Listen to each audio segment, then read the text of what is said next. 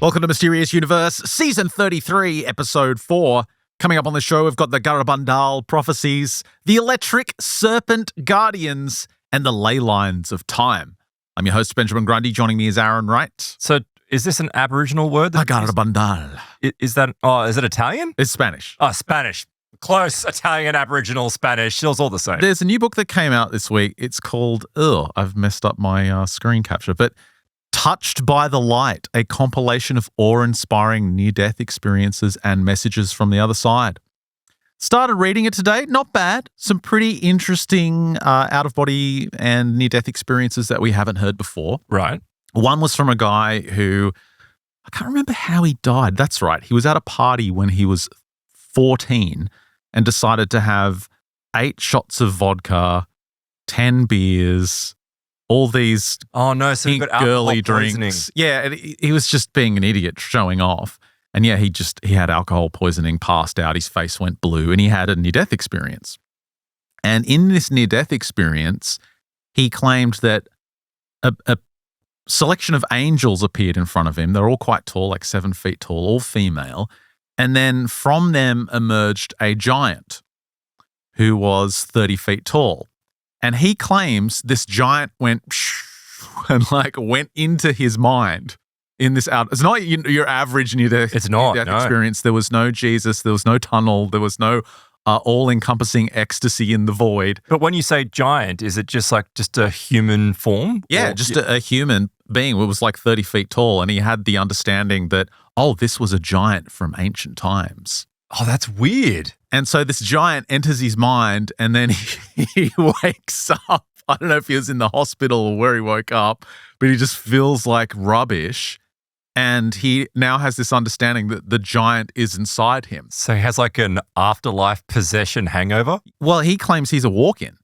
And so for the next, I think it was 4 or 5 weeks after he recovered from his alcohol poisoning, everything seemed really small.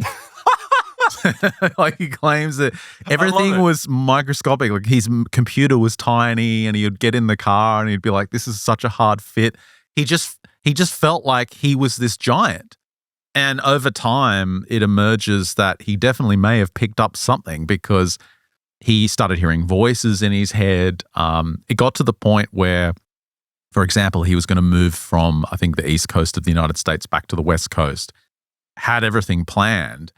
And instead of hearing a voice telling him what to do, he gets this phone call.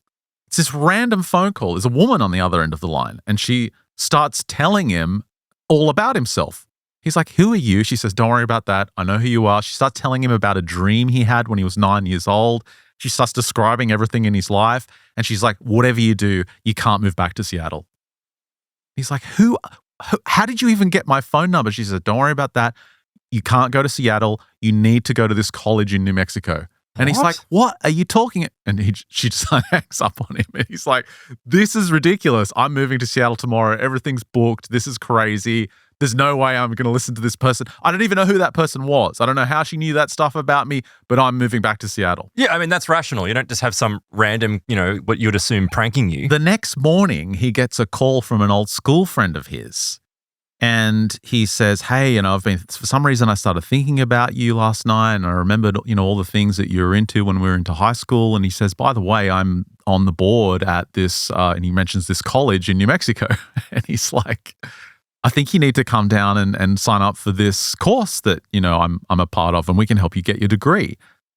He's like, "What the hell's going on?" So it's a series of coincidences, but high strangeness. No, they're not coincidences. It's often just some unknown, unseen entity directly telling him what to do after he had this near-death experience when he was 13. And to him, it's some kind of grand spiritual plan. But it's funny because when you listen to some of the things that he's told to do, you can tell that it's not a higher plan. It's something low level. Right. For example, he'll turn up for his shift at work. He waits tables at some restaurant. And all of a sudden the voice is like, "You got to leave your shift now."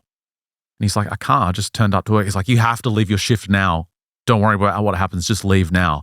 He's like, "Okay." So he goes and asks and he gets to leave. His boss lets him leave. But just examples like that where it's very urgent. You know, that's a psychology tactic. If you want to manipulate and gaslight people, you create this sense of urgency, right? And so what it does is it gets them into this state of eventually, like, it becomes this, it's not Stockholm syndrome, but it gets people conditioned to respond all the time at this heightened response. That's really what it was like. Right. The story. Hopefully I have time for it in the Plus extension coming up. But my point was that if something is orchestrated by a higher being, it should be effortless. Of course, yeah.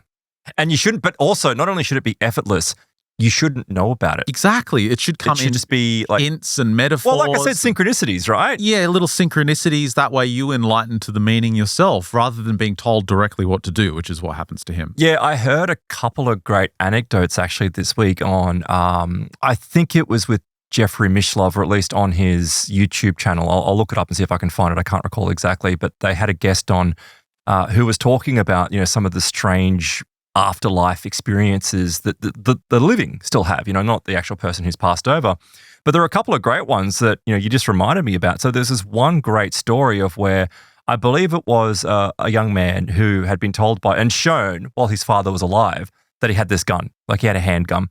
And he said, look, it's hidden here in this closet, like up the top. And if anything ever happens to me, please get rid of it because I don't want your mother knowing about it. Like, she'll flip out. She'll be really upset about it. And he's like, yep, Dad, no worries. And his father lived for a long time. But when his father passed away, immediately the son was like, oh, I've got to go and get that gun because if Mum finds it, she's going to totally flip out. So he goes and he makes an excuse to go over to his mother's place. And he's like, I'm just going to duck upstairs for a second. And he goes upstairs to where he's seen this weapon placed and he knew where it was. It's not there. Uh-oh. And he's like, oh my God. Well, the mum's already found it. Well, that's what he thought, but she had it. But he would have known had she found it because she would have actually flipped out. She would have had it. She had an issue with it. And nothing really happens until he goes home and he has this dream. And in this dream, he meets his father. And his father's like, totally forgot to tell you. You need to go down into the basement. And in the basement is this crawl space. And in the back of this crawl space, up the top, you'll find where this gun is. And he woke up in the morning and it was so real. Like, it was so real. It was so vivid. But he thought it was absurd. Like, after you wake up and that kind of cloud or that fog leaves. And later in the day, he decides, obviously, and we know where this is going, because later in the day, he decides to go over to his mother's house and he says, Mum, I'm just going to go down to the basement. She's like, oh, no worries. And of course, he wanders down and stuffed in that location, wrapped up in something, was that gun. There is and these cases are really important because there's absolutely no way he could have known that information. And then there was another one, and I might be conflicting them, but there was another one that was a very similar thing where someone passed over and they had a series of shares or something. And the shares were placed in this, cabinet. And when the person passed, I believe it was a father again, when he passed over, they couldn't find these shares. And the family was destitute. Like, the family was in a bad place and, they'd just lost a breadwinner and it was all bad and they could not find these shares. This is back in the days when you had to have the certificate. That's right, when you had to have the actual piece of paper. And eventually what had happened was one of them had a dream. And one of them had a dream that it was in this drawer, but rather than being at the bottom of the drawer, it had been taped up with double-sided tape to the underside of the drawer. Of course, what do? They go and open the drawer, put their hand under, pull it down, and they find the shares. Yeah, there was lots of stories like that in the book as well. There's a woman, I don't know what's going on with the caption now. There's a woman who, her near-death experience is brutal. And I actually couldn't read through it all. It was so graphic. Yeah. It happens when she's giving birth. She's in labor. And something about the placenta filling up with blood. It's just, it's awful. Yeah. And the way she describes, the nurse comes in and the nurse just looks at her and is like, you've got 2 minutes to live. Just all bedside manner goes out the window because there's so much blood. And she was saying that as every new person came in, like every doctor came in, it kind of became humorous because they're just like slipping on all the blood, like falling over. They had to get a cleaner had to get the mop and start making a path so the staff could actually get in the room. So she dies, but she's eventually brought back. She comes back, but she encounters her father. Not anything to the point of the stories you just shared, but her father gave her all this advice on what to do when she comes back. Right. Okay. Directly from him, and he had all these anecdotes of when she was a child, and it was all from her father, and when she miraculously survived. Well, the thing is, there's so many of these stories, and I know they're anecdotal, but for whatever reason, they're just so readily dismissed, even when there's some type of validation. And a lot of the time, they're very personal, and perhaps that's the reason why they're so readily dismissed by a third party. There was one great example of where a woman was in a car and she always follows this particular route home. It's just, we all do, right? We're creatures of habit. We all usually follow the same kind of route when we're driving home. And she'd finished up a shift wherever she was working. And as she drove home, I think it was her father, who's been dead for years, like is in her, like sitting in the back, like a voice of the father going, do not go home over this particular bridge. Like, don't go that way. You have to turn this way. And she's like, what? And it's like, it's audible. It's coming from behind. She turns around, there's nothing there, but she drives. And then this voice is like, no, turn right here, turn right here. So she does. Like, she turns right and she goes around and she gets home. She gets home and turns on the TV. And of course, there's breaking news that the bridge that she would normally drive over collapsed. Oh, wow. So had she been driving, it was highly likely that she would have been on that bridge or at least approaching it when it collapsed. Well, that guy I mentioned who had the giant beamed into his head during his near-death experience, when he came back, he had prophetic visions and he said it was a disaster. Why? No one wanted to talk to him because okay. he would always know something very personal about the person and he didn't have the tact to know when to reveal it. So there was a point where he was desperate to say, or he was traveling with a friend of his with the family. They're on a ski trip or something. And he went to his friend's mother and said, whatever you do, don't let your daughter come up to meet us. And she's like, what are you talking about? He says, whatever you do, do not let Sarah come up to the ski lodge. Don't let her drive. Just tell her. Keep her away. And at the time, the mother was having an argument with her daughter, with Sarah. And the mother thought it was because of that and he was just being nosy. But he kept on pushing and he's like, no, it's not about that. Don't let her come. Don't let her come. And eventually the family got so sick of him saying it, they sent him home. They're like, all right, get on a bus. We're sick of this. Get out of here. The next day, the daughter drives out to meet them. She's killed in a car crash on the way to the ski lodge. Oh my God. And he felt guilty about it, even though he tried to warn them. That's the difficulty with these things, though. It's because it sounds crazy. Like beforehand, it's crazy. It's nuts. It's something like you're being paranoid or you're being, superstitious, and it's such a silly thing. But then in hindsight, you go, how did you know that?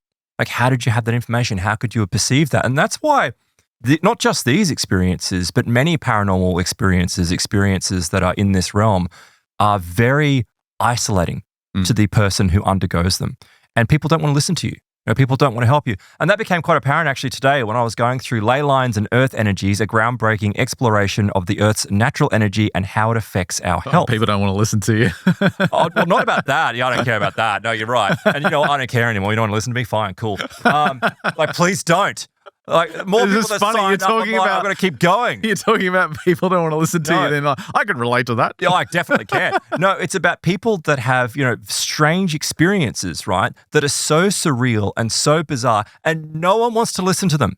No one wants to help them. And so ultimately what they end up doing is from, a mainstream standpoint, you get woo people and new agers coming to help you. But the amazing thing is that as much as we, give these people a hard time, they've got direct exposure to this stuff, which is an alternative view, which often solves the problems that these people are having. And I'm going to give you some examples as we go through this book. Is correct.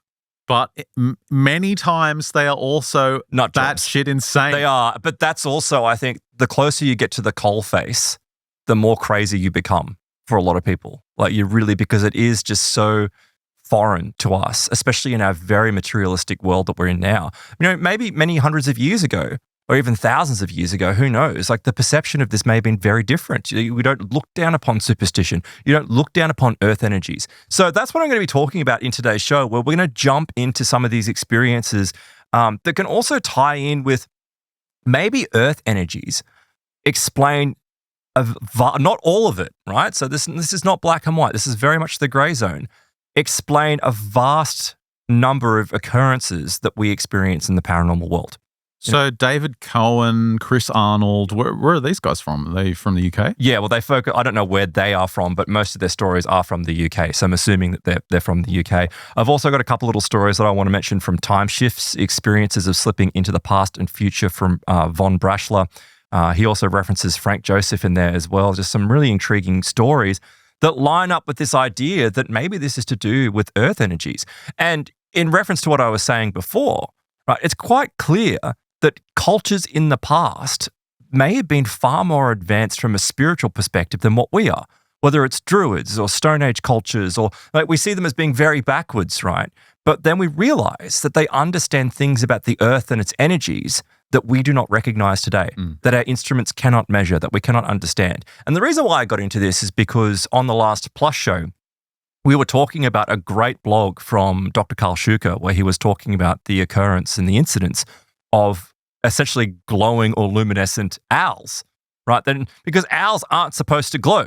They're not supposed to give off light. And the number of encounters that people have had with these things that tied in with things like min lights. Of course, those strange lights that are seen in the Australian outback, people speculate that they're spirits. But one thing grabbed my attention. Remember how I was saying that there seems to be an increase in activity of min lights, these balls of light that go flying around and follow people and terrify people during the rainy season or during the wet season, when the swamps are full of water and bring all of these animals. And my argument was, or the argument I was putting forward was, even from Carl Schuker, was that, well, if there's more of these, these animals, it means the ecosystem's all alive. So the glowing owls are just, they're there, they're congregating there's there. More to eat. Well, that's where there's food. So that would make sense. But as I pointed out, that doesn't explain all of the phenomena of what's going on. And so funnily enough, when it comes to ley lines and earth energies, there seems to be an increase of activity of min-like, phenomena when there's been water involved. Yeah, I still remember covering some of those stories from England over the years. There's one in particular, the author of it, I can't remember, but it was at one of these stone Paul Devereaux has done some of this stuff. Yeah, it might have been Devereaux at one of these stone circles. Multiple eyewitnesses saw a giant orb of energy, some plasma ball lift up out of the stone. That's right. Yeah. And it's been witnessed by people. And normally it's witnessed by individuals that seemingly have a more psychic kind of ability, whether they recognize it or not, or have had other experiences that, make them inclined to be psychic. And some of the stones that zap you as well. Yes. And have you got any of those stories? I do. And stones that talk to you. And talk to you? Yeah, it gets quite surreal. Are they good conversationalists? They're stones. They're boring. They don't really want to talk about anything. They're desperate as well. They're quite needy. Breaking news. They're very needy. Hot off the press. But talk to a stone. Let's kick it off though, but talking about some of this stuff that is like the really highlight of this kind of stuff. And we have to go to Avery, which is one of these hotspots for this type of activity with these ley lines, where there's stone circles and this man-made mound that's, there's Silbury Hill there. Just, incredible locations that people all throughout history have felt something. Like they've gone to these locations, but it's not just there. It's all over the UK and indeed other locations globally. You go back to 1845, you've got the Reverend Edward Duke.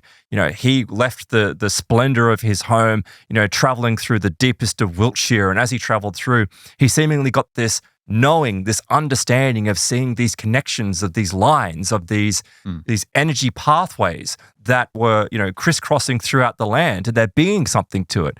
And many people since then that are psychically inclined have had experiences, and indeed people who aren't psychically inclined have had experiences at this site. But let me give you a standard kind of case, and then we'll move away to go to the more obscure cases. So Brent Swanser had this great write-up a couple of years ago on our site at mysteriousuniverse.org, where he said the stone circles at Avery and the famous Stonehenge not too far away are hotspots for UFO phenomena. It also has crop circles, and the locations contain very strange encounters, including aliens. You've got Silbury Hill. It's said to lie upon a ley line, which is supposed to be a vein of energy coursing through the earth. And crop circles have frequently been found in the surrounding countryside. And, that's fascinating as well, because many people automatically, when you hear of crop circles, associate it with UFOs. That's a pretty standard kind of thing, and that's fine. It's a bit of a trope, yeah. But it's a trope because it's like usually there's not any, sometimes there's balls of light involved, but the reality is that these things just suddenly appear. And some people have put forward that the reason why these crop circles appear is because of the ley line energy. It causes a manifestation in this particular form to take place. And the reason why that actually really stands out is because when we go back to David Cowan and Chris Arnold's book, they talk about petroglyphs, like petroglyphs that show up in these stones. And through their research, and a lot of their research, look, I know it's not, would be considered to be conventional, but they utilize dowsing to detect the energy that's moving through these things. And what they've found is that these petroglyphs seemingly either give off some kind of energy or manipulate energy. Do you mean things like this the famous horse on the hill? That horse is fascinating. It's not that. It's more like that, stuff like this, where it's carving into a rock. You know what this is considered? It's carving in a rock. But that particular one, when you went back to that horse one, funnily enough, there is a report that I didn't go into in too great a detail, but there was a report where a psychic person had gone up to this particular site. And when they were there, they sensed that there was something, right? There was something off about it. Not in a bad way, but they could sense that there was something going on. They continued to meditate for a few moments. And as they meditated, apparently there was 30 horses appeared, but there was 30 white, almost 30 white luminous things that appeared. But they were horses, but they were mini horses, those little horses. And they were all coming and running around them, or they were kind of in this meditative trance-like state. I remember that one, yeah. And then as soon as they left the trance-like state, it just all disappeared. So it's why is it? What about this big boy? You got him coming up? I'm sure. No, I don't have that coming up, but it's it's there. But you have to wonder, right? Is it that the psychic went there knowing because there was a horse form there, that somehow their brain created this weird vision? Or is it just simply they've built a horse form there because people have had experiences with these weird spectral horses? Yeah, over time, people kept seeing the fairy horses and thought, let's mark this spot. And I'm pleased that you said fairy, because that fairy and that fae folklore plays a big role in a lot of these things. There are so many reports of people encountering this stuff. I'll link to a YouTube video actually that describes this in a greater detail than what I'm going to do today. But it's supernatural spaces, and it talks about ley lines, energy grids, and that sort of stuff. There's a couple of stories in there. There's this one story, and let me just bring up the details here, of a man from 1953. I believe his name was Hugh Sheridan. He was in Ireland. 1953, he was heading home from work, and as he headed home, he said all of a sudden he came across what appeared to be something like a green color kind of splashed out upon the ground in front of him. And as he looked closer, he realized that it was a bunch of fairies. That's the only way to describe it, with these fairies. And he said they were all running around, and they were kind of just being little fairies. And he said he felt like he was being, and I'm paraphrasing here, but kind of being led. And of course, this is consistent with the fae folklore stories of being pixie-led, right? And so as he's being led, he's like, I don't want to go that way. I'm not going that way. But it's almost like they were taking him to a door or to this kind of location. And he turned away, fortunately, because these are some of the stories with the fairy tales, warning you that you don't be pixie-led. You don't allow yourself to go with these things. But he turned away from it. And these things kind of all just disappeared. But when he got home, it was like he was high. He said all this energy that had been imbued into him, it's like, this is what it does. It creates euphoria and wonder. So he's like, I'm going to go with them. And you forget these warnings, you're not supposed to go with these things. It's interesting, the difference between people that see and experience dark demonic things. They say the opposite. They feel drained. That does come up. And that actually, funnily enough, could have something to do with the direction of the energy, the way that the energy is going. So in the Ley Lines book as well, there was this report of where, I don't know if it was David or Chris, but one of them had been doing something which seems to be rather silly but had an interesting story attached to it, is that they were taking crystals and using crystals to activate the petroglyphs that are on these stone circles. These guys are not conventional at all. Not conventional. Literally gluing a crystal. I don't know what kind of crystal. I'm assuming maybe a quartz crystal, maybe a nice amethyst, something. Did they do maybe tiger's eye? A druidic ceremony afterwards? Druids do come up in some of these reports. In fact, more so the druid reports come up in a book that was published by, and it's just disappeared. Thank you very much. What happened when they glued the crystal to the rock? I'll come back to that. So I've got Spirits of the Stones, Visions of Sacred Britain, and that was published by Alan Richardson, and I'll put that in the show notes as well. That details more of the druids and supporting their stuff. But what they did is they attached a crystal to one of these petroglyphs because they'd recognized that these petroglyphs, as I pointed out, either inhibit or manipulate or enhance the energy of these ley lines. So these ley lines come flowing through, and clearly someone in the past with an understanding of this has put these things in to manipulate this energy. Yeah, they're like geomantic acupoints. Yeah. You're absolutely right. It's like Earth's acupuncture. And it's funny because it's done things like produce protective bubbles around people's homes, but I'll come back to that. So what happened with the crystal? That's what I'm doing. They glued this crystal to this petroglyph, and for some reason, a report came in later. I don't know how they got this, and I don't know if it was like a coincidence that they got it, but a report came in later from where this couple had been walking along essentially this direction of where this ley line would have been altered, right? Where this energy would have been altered. And as they came along, there was this weird, like cliche green witch, like pixie-like entity that came along that was like, What? like Michael Jackson weird voice coming like and laughing at them and messing with them. And they obviously were freaked out by what they were seeing. And This wasn't someone LARPing. This was something it was paranormal. because it was mini. Like not mini, but it was like diminutive. Like it was not the right size of what a human should be. And it was green skinned. It wasn't like it was a costume. What the hell's going on? And he's like, that happened after I altered the energy of this location. Like after I'd stuck this crystal to alter it.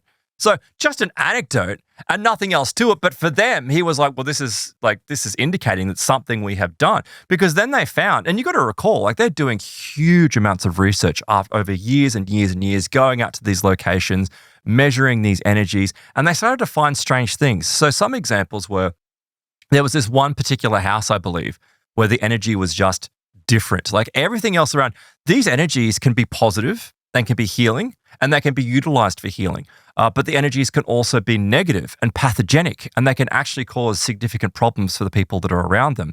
And funnily enough, even though these are natural ley lines, our modern technology also generates these artificial ley lines. Oh, really? And these artificial ley lines are usually pathogenic from what I was reading. Great. So he was Are you surprised? I'm not surprised at all. No, I'm not surprised. Like he was describing how at one point he was dousing nuclear submarines and everything was fine except for the fact that they parked these two nuclear submarines together and somehow their energy was intersecting. And so what it was doing is that as it was intersecting, it was then sending it out and like blasting through these series of homes. Oh my God.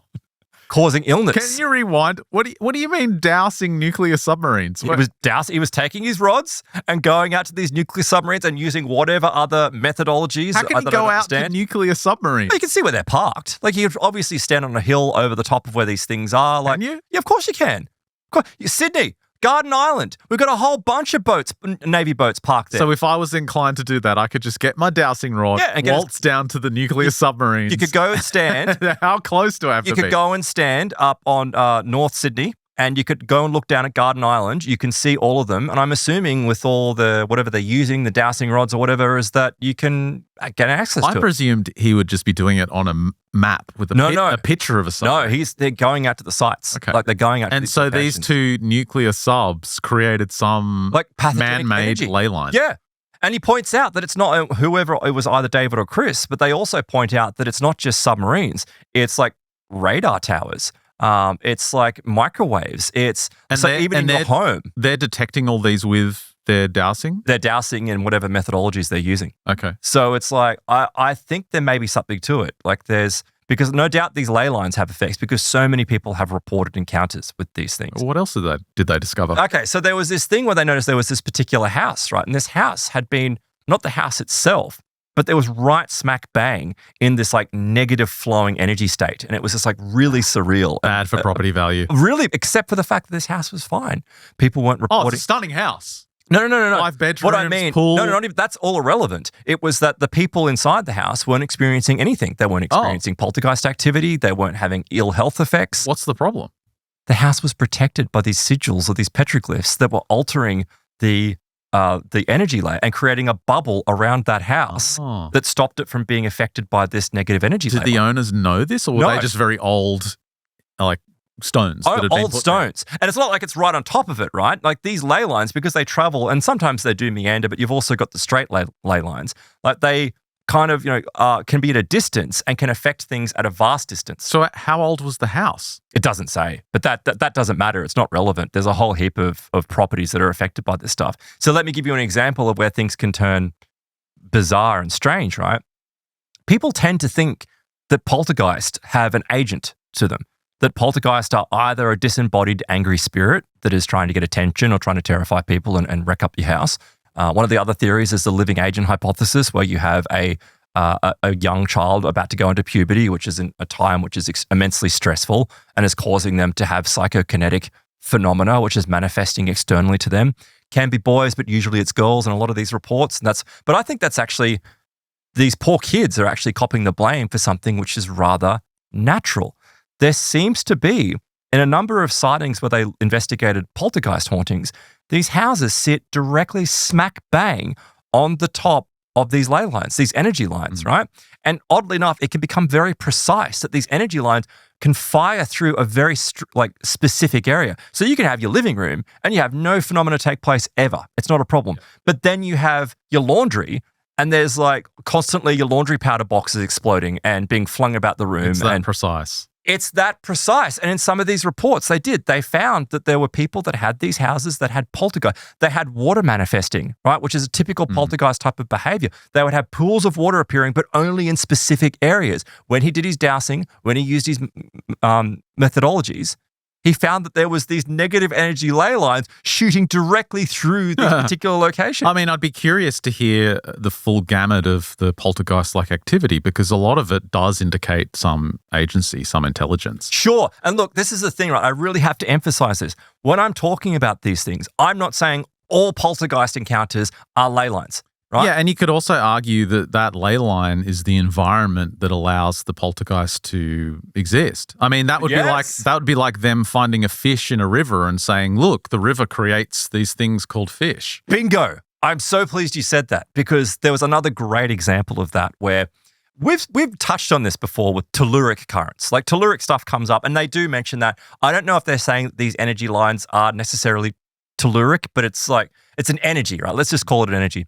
And there was a great example of where a house was haunted, right? And no one understood why. It was because when they investigated, obviously the people looking into it, they found that there was a graveyard down the road, but that graveyard had a channel of water underground going from the graveyard to the house. That's right. And the telluric current moving through that water was causing the ghosts that were in that graveyard to be moved under and then back up into the house, which is madness, right? It's just absolute madness. But there was a similar example that was described in this book of where there was this energy line that they found. And the energy line was moving like in a positive direction and it was moving and it was fine.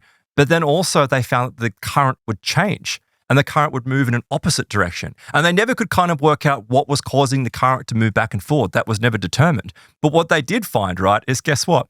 When the current was moving in one particular direction, it was fine. But when it moved in another direction, it was actually running underneath the cemetery. So when that current was running underneath the cemetery, guess what's happening in the house? Unusual activity, like there's weird activity taking place. Then there was a more obscure report, which was kind of strange, but it's funny with so many of these examples, it's like there's this afterwards validation that occurs. So there was this one particular site where they went out and you were able to actually see where the two kind of points where you've got a terminus of these things. Usually they go on and on and on, but you can find where they terminate, where they initiate. And he goes out to this particular site, I can't recall where, but when he does and he starts doing it, he notices that the energy had somehow been like kind of sent in two directions. Like it was odd, like it was kind of going out in two directions. And he was able to see this through the dowsing and that what they were using. And so he finds out later on though, that there's like all these like strange modern urban legends and folk tales about these two particular locations, which are vastly separated. Like they're so far apart that no normal paranormal researcher would find any connection between the two. You just wouldn't. But he found a connection between it with these energies. But here's the story. The story is that there was this one particular house at this location, and it's an old house. And of course, like many hauntings, apparently it was at a time where like you could get away with murder, right? It was this kind of thing where there was like a seaman or a sea merchant or something, and he'd accused his wife of cheating, so he'd killed his wife, right? And he'd buried her in the back of the house, something like that. But what he'd done is he'd gone out to sea or he'd gone out to work, and he'd come back after a sufficient amount of time had passed thinking that everything would kind of calm down, and just told the other local villagers that, oh, my wife ran away. You know, I don't know what happened to her, knowing very well what happened to her. But like all people that do terrible crimes, for the most part, is that he started to get paranoid. He was like, yeah, you know, people might be asking questions. So for whatever reason, he dug up his wife's body and cut it in two, right? He cut the body in two. That'll fix it. Yeah, and then, you know, churned it up and got rid of it. I don't know exactly how he got rid of it. It doesn't matter though, because he did this right on top of this particular energy line. And so skip to modern times, like 150 years, 200 years later, I don't know exactly how long, there's reports of people saying that this man was staying in this house, and I think it was the same house, and he awoke in the evening to find this form standing over the edge of the bed. And he's terrified because he's like, what the hell is this? And he realizes that it's not any usual form that you'd expect. It's not a burglar. It's not a home invader. It was this angry, ghostly form of this woman. But guess what? Much like the story I told you a couple of weeks ago, my experiences with a haunting, it's like cut off. There's no legs. Oh, she was missing half a body. She's missing half a body. And this thing comes over and kisses him on the cheek. And he said it was like fire. It was like, it felt like fire. It was a terrifying experience for him. And of course, when he woke up, the thing dissipated and it was gone. But he was like absolutely horrified. So that's like one story. But then at this vast other distance, but like lines up perfectly with the ley line, there's reports of people having encounters with a pair of like green legs, like spectral green legs. So if you were to choose a succubus encounter, would you choose top half or bottom half? Well, that's the old mermaid question, right? Like everyone has these fantasies apparently about mermaids, but it's like you're screwing a fish, like which like. But in this case, it's a very different scenario. Very different scenario. There's no right or wrong answer. Well, I think there may be, but but it was amazing. Like, it was just amazing that through his research, he was able to line up these stories through this weird energy line. It's like it's caused, and that comes up. I didn't go into it in too great a detail because he goes into, what we would call the stone tape theory, but really he refers to them as like repeating holograms. So these, high intensity situations like murder and fights and suicide, where there's a lot of emotion involved, it seemingly imbues itself into that energy and that energy replays it. And sometimes these petroglyphs and sigils can affect that. And that's why you've got druids, like going to these locations for so long and doing rituals and practices to alter it so that they can harness that power for whatever purpose. No one's really to know, but they knew. Like they knew what they were doing with this stuff. But like really great stuff. I'm just looking here at the Times because I want to jump over. Like really great stuff. I'll link to the book in the show notes so you can go and check it out. What were they trying to achieve? And did they achieve it? They were really just trying to understand, achieve an understanding of the weirdness. Like they talk about ghost cars of what people are seeing. So much like there was this one place where So if you have a car accident on a powerful ley line, it creates replay of your car. But not even that. You don't even have to have that. So there was this length of road that coincided with the telluric circle, right? And so, which is not a big deal, except for the fact that this family had built this house, and all of a sudden they started having ghost cars like haunting their backyard. Like they would see lights, people, and like hear sound. And apparently these telluric lines, they store sound. So people will hear sounds, people will see lights, they will see forms and figures. And they didn't know what was going on. Then they were freaked out because I'd hear cars starting and they'd hear strange sounds and they would see lights driving through their living room. Like it would just be shocking until they found out that previously nothing had taken place. There was no murder. There was nothing horrible had taken place. There had just been a car park where their house was built, but it just happened to be on top of a telluric line or one of these ley lines. And so that energy somehow because nothing was aware. Like it wasn't like a haunting where there was something aware and you could react to it. It was just that, like these energies do this kind of stuff. So this could explain why people have, weird hauntings and weird experiences. And like there's another one here of where people experienced in Perthshire a monk that would come out of their wall. It would just like wander out of their wall, walk back into the other side. Of course, they find that it connects to a ley line in another location. There were other unusual events like the girls hearing a rat-like noise climbing up the wall and down the other, but not on the roof. Apparently their telephone bill would be astronomical, even though no one was using the telephone. And they suffered a series of just terrible illnesses and violent allergic reactions. Like there was a lot of horrible things going on. But what they found in their research, and this is where it truly does become, just before I finish up this particular book, and highly, unconventional, there was a couple of examples of where he talks about the black spirals. And when you hear this, I kind of go, oh, well, this must be like some large black form which is spewing up from these lines. Because this is what, as you pointed out earlier in the show, Ben, some people have experienced that they go and multiples of people have witnessed like this energy and these lights and like beams like shooting up out of the ground and like a geyser of etheric energy coming through.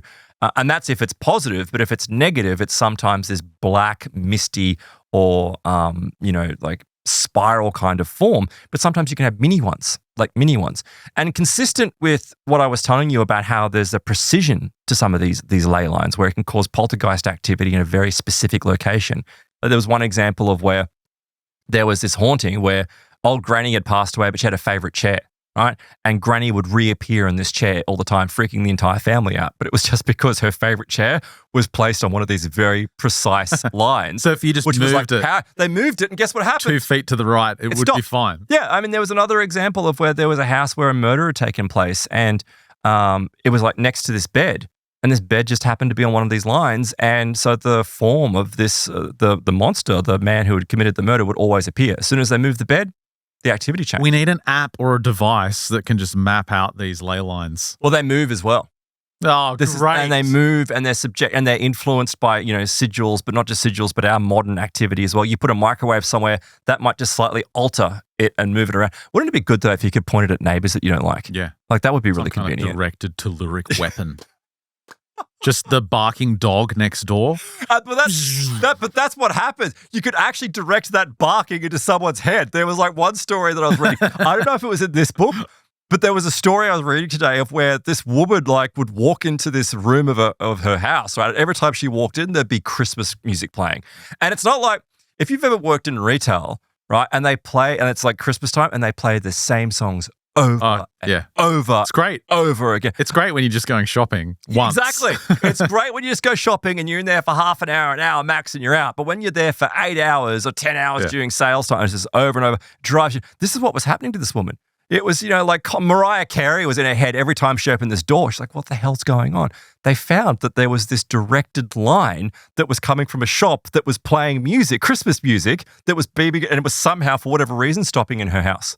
It was like it was terminating right there. Oh, my God. So then, though, going back to the black spirals, this is where it's like, you asked before, like, what were they trying to achieve? Well, it's trying to achieve an understanding and educating people, but also pointing out that there are health benefits and health negatives to this kind of stuff. And so there's health benefits where you've got, the ancient Greeks and the Romans or whatever, and even older cultures would have, like, healing baths that you could go to. And we would think that, it's healing because the water minerals, has or minerals in it. Or whatever. Yeah. And sure, that has all of its own effects as well, but it also happens to be energized by these particular telluric or ley line energies, and that has an effect, a physiological effect on people, and it improves their health. But it can also have negative effects. So these people that, find that they're in terrible marriages, but like it's only happened since they've moved. Like they've only started fighting with their spouse because they've moved into this negative energy. But then it becomes very much a physical problem. Like it starts manifesting physically. So there was this one woman who I believe had some terrible, like, flesh-eating bacteria. Like, it was this horrible flesh-eating bacteria, which is extremely rare. It's because she was sleeping in the telluric line, wasn't it? She just needed to move 2 feet over. That's right. She was precisely in this telluric line. Come on. When they looked at the bed and they measured this, right? But there's a kicker to this story, right? So it was in her stomach. Like, where she slept, it perfectly was through her stomach. What? Which is where the bacteria started and had started moving.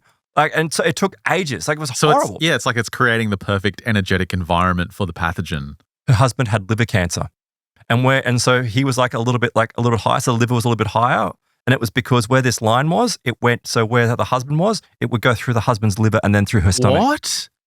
Like that's a medically proven stream carrying like pathogen downstream. Pathogenic energy. That's like crazy. This black spiral of energy that ran like this perfect laser-like beam, like through the both of them.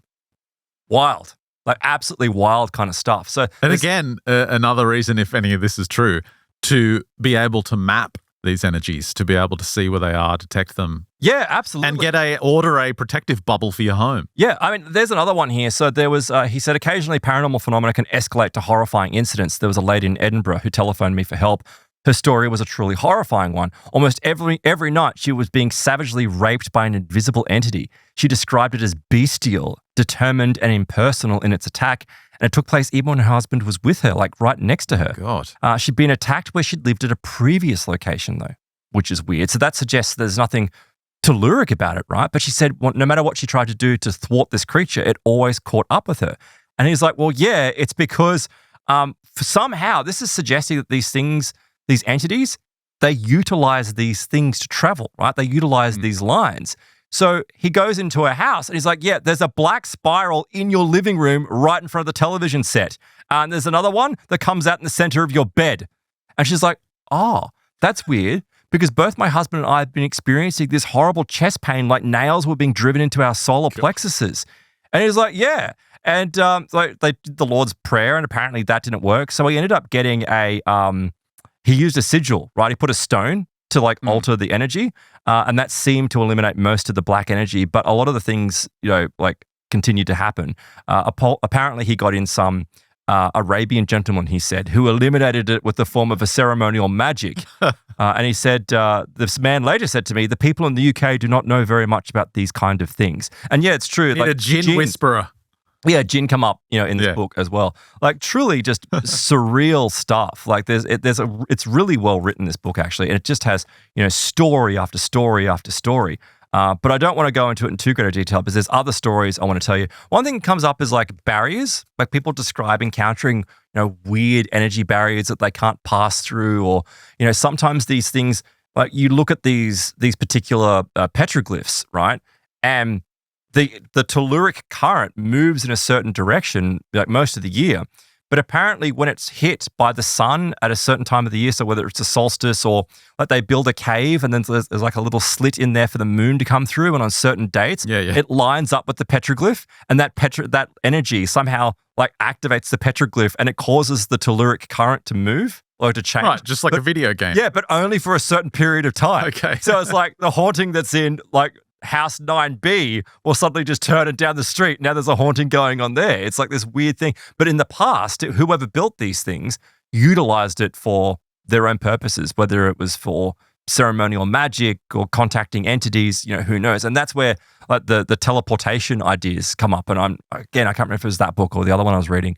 But it was like, there's also reports of people that at particular times, where there's one of these telluric currents, it's almost like they're sucked into it, and then they find themselves somehow with missing time, but then at the exit point. And then you just wake up in the Philippines with no money, no clothes. But you say that, not right? a cent to your name. But there was a report, remember, of the Spanish soldier that's what I'm saying. Teleported. He teleported from Spain to the Philippines. Didn't he go from the Philippines back to Spain? I can't recall which direction. No, I think it was he went from Spain to the Philippines. But maybe this is explaining these spontaneous teleportations that take place.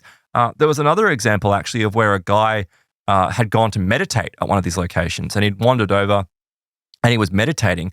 And as he meditated, he doesn't realize, but like the scene around him changed, and it was all like this ancient kind of foresty kind of scene. And then when he kind of came to, because he came out of this meditative state, all he hears is, ah! And it was like the guy behind him had been standing there. Sorry, I blew out your ears. But you should put a limiter on. My God, dude. So the guy who'd been standing there just watching this scenery, right? He'd just gotten there. He was like enjoying the scenery. The guy that was meditating materialized in front of him. So I can't hear what you're saying. No, okay. Deaf You need now. to hear anyway. He completely materialized in front of him because the ley line he'd been sucked into it while he was in this trance-like state. And as soon as he came out of the trance, he came back up and out of it. So what are these things? What are they doing? What is happening to people with this kind of stuff? Getting sucked into ley lines, according to these two researchers. But this is the thing, right? Does this explain why like people being pixie-led or going off to the Feywild, they're not even doing that. They're just being sucked into these earth energies, these natural things that have always existed. But it's like it has this effect upon people. But let me tell you a couple of these other stories that I wanted to go into of where it just becomes like just truly, truly strange. Is that from the other book you got there? Yeah, so I'll come back to that time shifts. And the reason why I ended up going to some of the time stuff is because of the ley lines. Like many people report that when they encounter these energies, that they actually undergo time slips. Like they have missing time in some circumstances. They find themselves either going forward or back through time. But other times they actually see a time slip where they find themselves actually in another time, like medieval times, but it's right on this current. It's like the current pulls them in, drags them through, and then the energy dissipates. Yeah, I mean, that's often been the speculation with people that report those time shift stories, that some natural energy has just thrown them out of the space-time continuum. It makes sense as an idea. Well, there was another great example of how, there's this cliche, again, this trope that, from a media standpoint of, what we consume, that goes through either like these ghostly white forms or, a glowing green form. And he's like, yeah, that actually might be because these basically repeating holograms, they're in the telluric current, they're in the ley line, and they repeat, but they lose energy. And so as they lose energy, they lose color. And ultimately, that's why they go green, and then they go white. And that's like where they've lost all of their energy. Oh, that's weird. Isn't it weird? That reminds me of, I can't remember the source, but it's someone, it might have been one of these 19th century out-of-body experiences, but someone talking about the afterlife. Mm-hmm. And if you don't, if you stay at the lower levels, your substance starts to disintegrate. fade. You basically start to dissipate. Yeah. And so lower level entities are desperate for energy because it keeps them alive. It keeps them sustained. Where was it? I think this actually came from They don't feed, Spirits. they fade away. There's a really great example. This came from Spirits of the Stone by Alan Richardson. I'll just skip down to it. It was an Australian woman, actually. I don't have her name here. It just says a young Australian woman has a marvelous story to tell. So she ended up going to one of these long barrows in the Crones of England. I don't know exactly where that is. But apparently she was this delightfully humorous individual, but she had some, unusual powers about her. And she said she went to this particular cave or this tomb that she was visiting. And when she got there, she encountered a spirit, pardon me, a spirit guardian. And she said this spirit guardian at the mouth of the tomb was so drained of energy that it was suffering from what she termed psychic anorexia. Right? It was emaciated. She said this thing could barely, it was like the feeblest of gestures that this thing made. She's called it a poor old sod. So what she did, and it's like the Hungry Ghosts, she went home and she got a bunch of chicken heads and offal and blood and made an offering. Oh, God. And she said when she made an offering to this thing, the guardian regained its form. She said blood, according to occult lore, contains etheric materials that spirits use themselves to regain their substance. After feeding upon the offering, the guardian roared and towered over them in the expected manner. He said, "That's better," before strolling off. That's better. Thanks for the feed. Well, and that's where one of the headlines starts to come up. So there's this other really great story. I think it was of all people, Arthur Shuttlewood. I'm just moving around in my notes here. But Arthur Shuttlewood, we know from his research into UFOs. Yeah, here it is. So he was the one that did the Warminster UFOs. Basically the mid-1970s, Wiltshire, which was already associated with a huge amount of unusual activity, was stalked by a bunch of UFOs. But he said that he came across reports of what people described as slithering snakes or serpents of the sound. And he describes this encounter that was occurred at Star Hill or Battleberry Hill. And he said basically there was this strange sound. He said we heard an eerie crackling noise emanating from the rain-soaked soil. So again, water involved with this. He said it was somewhat like static on the radio set with a distinct electrical element involved in this creeping carpet of sound. It was as if a serpent was uncoiling and thrusting its sinuous length across the ground. It was a salabant snake. We saw no rise and fall of the furrowed soil along its inclines, but we certainly could feel the humming and the hissing sounds directly below. It was accompanied by a weird whip-cracking sound and lashes of light of the slithering snake moving about and unleashing its invisible loops of skin, baring its fangs and pronging towards us. He said our nerves broke down and we ran. They were so terrified. Could they see it or not? I think they could feel it. It was more like they could sense the energy of this thing. But funnily enough, it's known that this particular site is protected by one of these guardians, like these weird mound guardians, but this one was in a serpentine form. And it was almost like it was tapping into their consciousness. There's other reports of this going through. But one of the things I will raise up here actually is let me just find it because I've moved it around. But it comes from Stonehenge. So let me just bring it up. So this woman essentially, she went to Stonehenge and she was rather arrogant in her approach because she was like, I don't know if she was Wiccan or she was, part of some alternative belief system. It doesn't really matter. It's not relevant. But she thought that she would be able to contact the spirit of Stonehenge. So she goes there and she wanders around Stonehenge and she does whatever practice she does. And she was so assured of herself because, you hear... Did she super glue any crystals to the stones? No, but close. You know how you hear people say when you're going to do these practices, whether it's on a Ouija board or anything else, that you kind of imagine a white light enshrouding yourself. She put on blue energy armor. Your protective barrier. She put on this blue energy impenetrable armor as she wanders through. And she basically summons the spirit guardian of this thing, and it's pissed. Like it's pissed off. And she was expecting, I believe, to have this kind of like, oh, fill me with your wonder and let's have a lovely chat. This thing is like, what the hell are you doing here?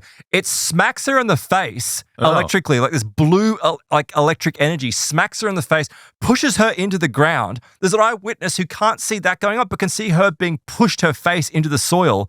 And this thing's like, why did you build a road next to Stonehenge? And she's like, I don't know. And like, it's really pissed off. And it's like, you arrogance of humans. And ultimately kind of like everything dissipates and lets it go. But it was because of this guardian was like so ticked off. But for whatever reason, this person had gone and somehow had set it off. Well, your earlier story made me think of the Serpent Mound in Ohio. Yeah, right. Yeah. That's fascinating because look at that. Like that's consistent with that report. Yeah, it's the same kind of description. But very similar. They're describing it moving in real time. Yeah. But is this another scenario where they carved this into the location in Ohio because they were experiencing what you just described? Yep, I think that's probably more likely. So then there's this other story that comes up from a particular man. I don't have his name here, but it happened in Stony Littleton, Longborough. And apparently there was this man who said, I was there with my then partner, Jan, and I'd gone and sat at the far end of this cell and I was meditating for a short while with the intention of sensing or experiencing whatever was there. Whilst Jan wandered in and out of the tunnels and the side chambers, I felt nothing unusual. But at some point, Jan stopped and suddenly started getting very distressed. She got really upset. And eventually he comes out of his meditation and she says, Tom, will you just come here for a minute? Like, just come here, like with this urgency, this sense of urgency in her voice. And this is why he did come out of the meditation, came forward. So there's his name. I said I didn't have his name. It's Tom. So he does. And she's like, oh, okay, it's you. It's okay. You're okay. And he's like, what are you talking about? And she's like, while you were meditating, and by the way, this particular location sits right on one of these lines, but this line, it's not just this line, this particular site, it lines up with the constellation of Taurus.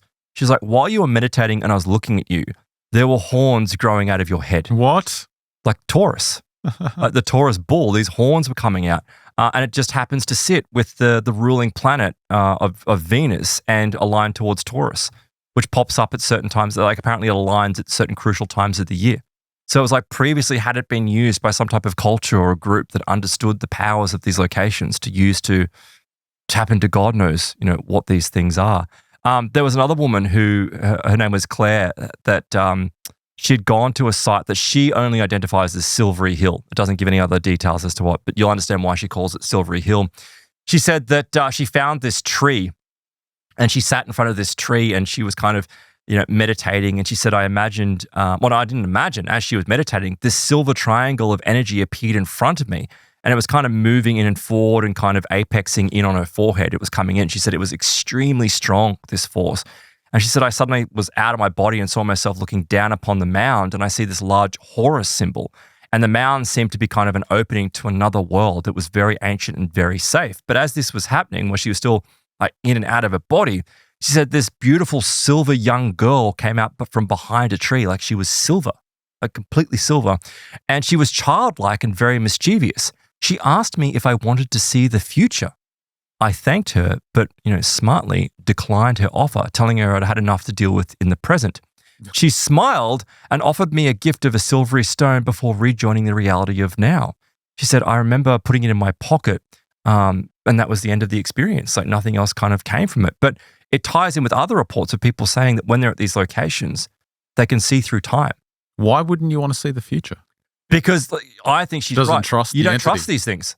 You don't trust them. You don't know what they are. You get to see the future, but you don't get to come back. Yeah, exactly. Yeah, you're like, who knows what's going to happen. Or you come back and 20 years has gone past. Yeah, and then so with these things, you've got apparently like angry druids that are left over, and there was this one particular druid that didn't, like, obviously in his time, he didn't actually know it well. And so for whatever reason, he'd gone to this particular site and had gotten trapped there as being the resident guardian. And he goes to speak to them. And this is the witness. He goes there and he starts meditating and gets in contact with this druid. And the druid's like 1900 years old. And he's like, yeah, you're giving off a really bad esoteric aura. Like, you just need to get out of here. And the guy starts challenging him. He's like, yeah, but, and so all this druid can do, because he doesn't know the practice very well, is just repeat the same phrase like over and over and over. And he says it turns out that this guy, because he'd stuffed up, is fixed in his own time, maintaining a jealous theocratic hold over this small discarnate group of souls that are trapped in that location. What is going on? How do you accidentally become some kind of he said, ethereal sight garden? Because he said after engaging in a heated discussion, he basically continued the same druidic dogma over and over, and that's all he knew. It became so very tiresome, and I could not persuade him to leave. He did not want to leave his little congregation either. He said, I left this site feeling very bad-tempered and have not returned some 20 years later. I have no interest in going back there at all. Someone needs to go tag team that guy, tag him in. Yeah, I mean, it's so odd, this kind of stuff. Do you have to serve the full 1900 years? Yeah, who knows? Like, who knows with these people? Like, it's just so weird. Then you've got like roads like running through these locations. And of course, like much like the previous report, when you have roads running through these locations, you find that there's weird paranormal activity taking place. You know, people will see not only spectral cars, but all of a sudden, you know, legions of Roman soldiers will appear, or you'll have like hooded, cowled figures that will suddenly start appearing, but they all seem to line up with these energy locations and these lines facilitating this stuff to go through. And sometimes it's like really exotic with people seeing really crazy stuff, but other times it's just feelings, but it's felt by many people, kind of reinforcing this understanding of what's going on. But then the other thing that comes up is getting stuck in time loops. Like time loops is the one that I want to mention here. So this is where we go to Time Shifts, Experiences of Slipping into the Past and the Future by Von Braschler. But there's a little introduction here, and the introduction is actually by Frank Joseph. And Frank Joseph says, look, the people that told me this story have no need to make it up. He's like, I know them, you know, I've worked with them, I've worked with Larry, and it relates to Larry and his wife, Claire. So this happened in spring in 1990 in a South Chicago suburb. But they had gone, they were from a South Chicago suburb, but they'd gone to visit relatives in New Mexico. Now, while they were traveling through a southwestern area of Missouri, they discovered that Interstate 44 was closed, so Larry exited the off-ramp following the signs of the detour. Now, this mid-afternoon, it was clear, there was broad pasture land, there was nothing really unusual about it, they didn't feel anything, but 15 minutes after leaving the expressway, they arrived at this charming little town. It had small shops, a friendly-looking diner that was like out of that Edward Hopper painting, Nighthawks. It had this big glass window and this very quiet, inviting atmosphere. On the streets were the traffic lights. The sidewalks weren't crowded.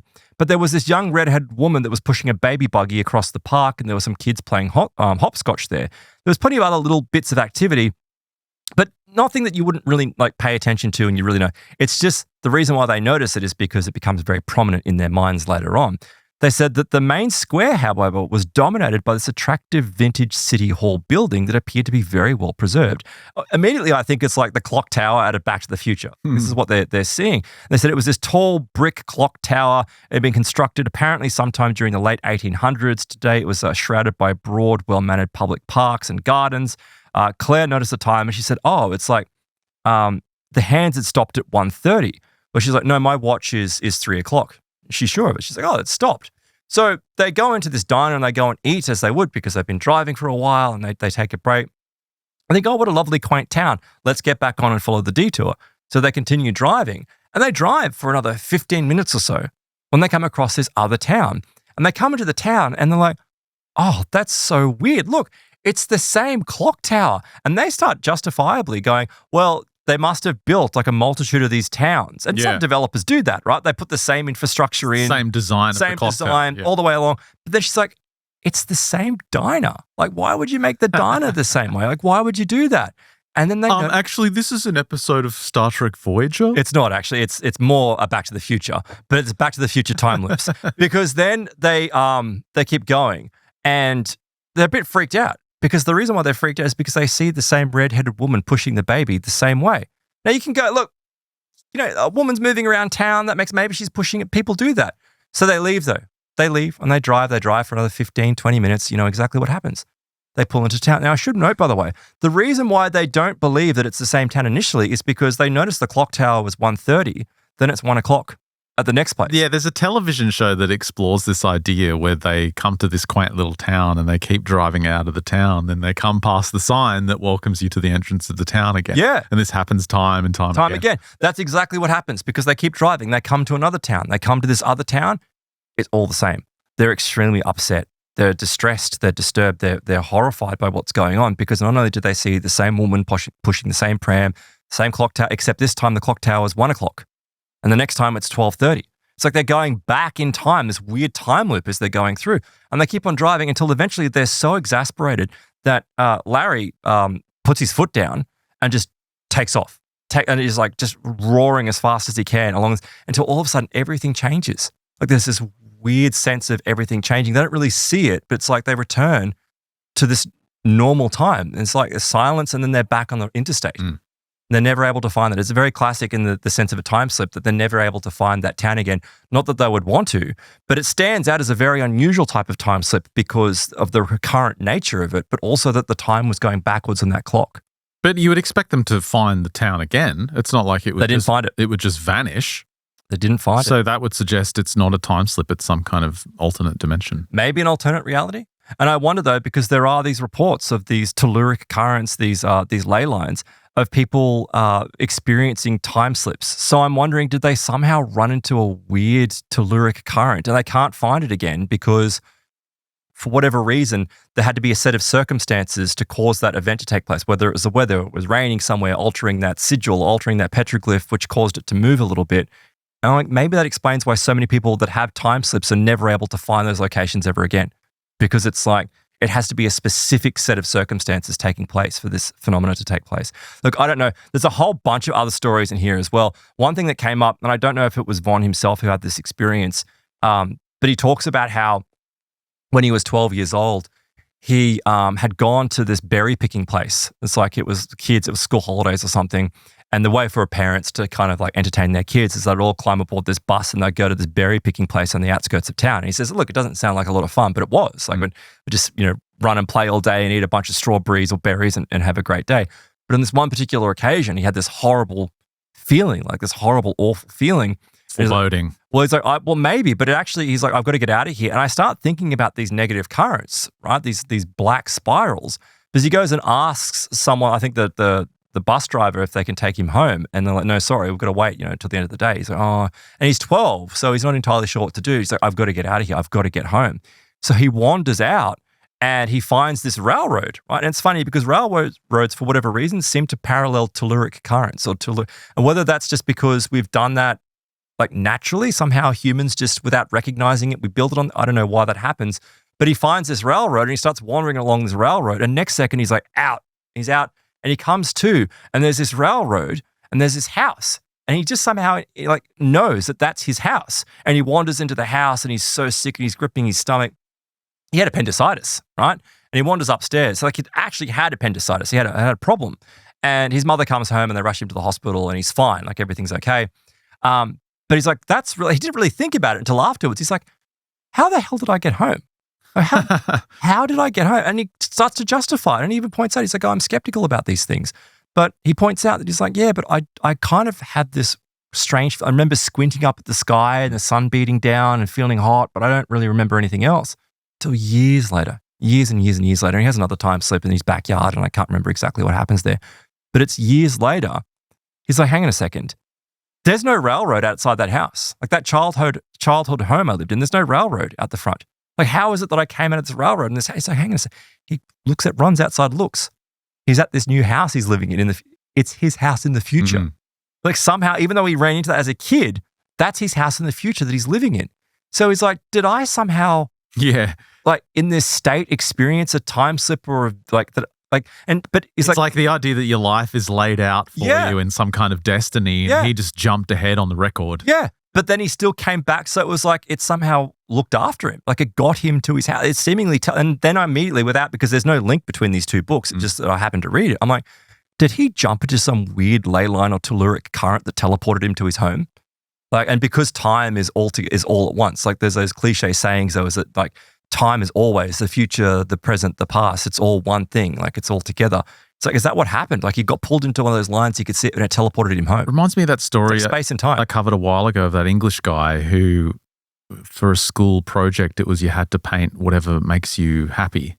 And he painted this beautiful house with the garden outside and the fence, and the color of the roof was very specific. And remember, he put I think it was a maroon Jaguar in the driveway because he was like, I always wanted a Jaguar.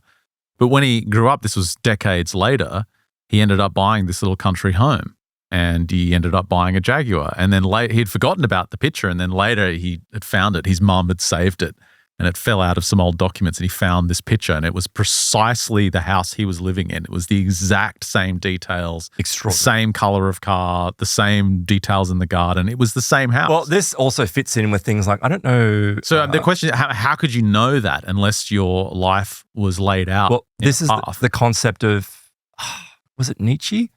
Was it like eternal recurrence? Have you heard of eternal recurrence? No. So eternal recurrence is this concept that it's like Anthony Peake has touched on it, that we live groundhog lives. So you live the same life over and over and over and over again. So it's like a form of reincarnation, but it's always the same ego, the same circumstance.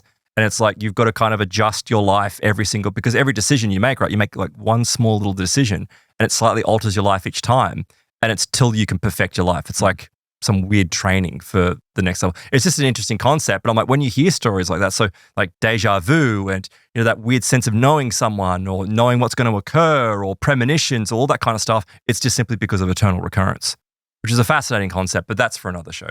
So but that means that you're the main character of everything. Like, how does everyone else's worlds work with yours in that scenario? Well, in that scenario, you're not real. Right. It's a simulation. A simulated character, you know. So I don't know. Like, as I said, that's the whole point of that eternal recurrence thing also was like, it was a, what was it? It's called like what's the term for it? It was like a philosophical kind of thought that you're supposed to consider. Experiment, yeah, right. It's like a thought experiment. Yeah, that's what I'm looking for. So look, I'll link to all those books in the show notes at mysteriousuniverse.org. And of course, I'll link to Brent's article, which I didn't go into too great a detail, but he describes some weird crop circles and UFO activity that's connected with that kind of stuff. And there's also this great little documentary. It's quite old, but it's called Skyways and Landmarks Revisited. And it actually highlights some of the research by Philip Heselton, Jimmy Goddard, and Paul Baines, looking into ley lines and how they're connected with flying saucers as well. So if that's something that kind of, you know, floats your boat, that was fascinating. Go check it out. Yeah, I like it. I need to get intriguing. a seer in to check my house for ley lines. Oh, I'm sure there's like a multitude of them running through my place. There's a chair that I always stub my toe on. I bet there's a ley line. There's like a circle running straight through the chair. Yeah. Yeah. It's just cursed. Yep. And when you die, you're just going to, like, people living in the house in 50 years from now will just see you like this form of Ben stubbing his toe in the middle of the night. Like 8 times. It's because the legs go down like straight and then they flare out at the bottom. So you think that the chair's going down like that, but it's like it eats your toes up. Yeah. Actually, I hate it. That will happen eternally, Ben. Lots more coming up on this show. If you head to mysteriousuniverse.org, sign up for Plus, and you'll get access to the extensions we do on every single one of these shows on Friday. And of course, we do exclusive shows on Tuesday as well. Sign up today and you'll get more than double the content. And of course, our sale is still going for another couple of days. Not even a couple of days. It's one more day. So it may even be over by the time that people we'll see get to this. What our developer does, if he can close it on time. So the sale may still close be available. Close it down, quick. $99 at the moment will get you everything, our MU Max Plus plan, which will give you access to our entire back catalogue as well, where you can download all the shows we've been doing for 17 plus years. Plus members also get a totally ad-free version of the show, higher quality MP3s. Everything is there on Plus. Check it out, mysteriousuniverse.org/plus. It's all at the site at mysteriousuniverse.org. And speaking of, I do have some near-death experiences coming up, but I wanted to talk... Bibu! Yeah, Bibu's dropped a banger. This is the Garabandal Prophecies and their connection to the end of the Kali Yuga. He just released this yesterday. And this is a fascinating story about these 4 children from this tiny village in Spain in the 1960s. Mm-hmm. There was only 300 people in the village. These 4 kids started to go into these ecstatic trances for hours. And when they came out of them, they described to their teachers and to their parents and to other people that knew them what they were seeing. And they all described the same thing. They were seeing an angel. but it wasn't like a traditional angel. It looked like a 9-year-old boy, a diminutive little man who looked strong, they said. Okay. Bibu's done a lot of research on this, but interestingly connected it to the end of the Kali Yuga, which is March 21st, for those of you who don't know. I'm looking forward to that. I realized that date is Friday. So we can do, we can do it live. an end of Kali Yuga special. I don't know if we'll do it live, but we will do an end of Kali Yuga special. You know, we'll get all the drinks and we'll, celebrate the end of the world. I'll get some party supplies. We'll decorate. Decorate. We're definitely going to decorate for the end of the world. We'll dress up as Kali. Yep, great. Works Well, for you me. can dress up as Kali. But it's allthemysteriousuniverse.org/plus. Check it out. That's a wrap for your favorite show. Make sure you sign up. And if you're on Plus, stick around for the great stuff after the break. For everyone else, we'll catch you next week.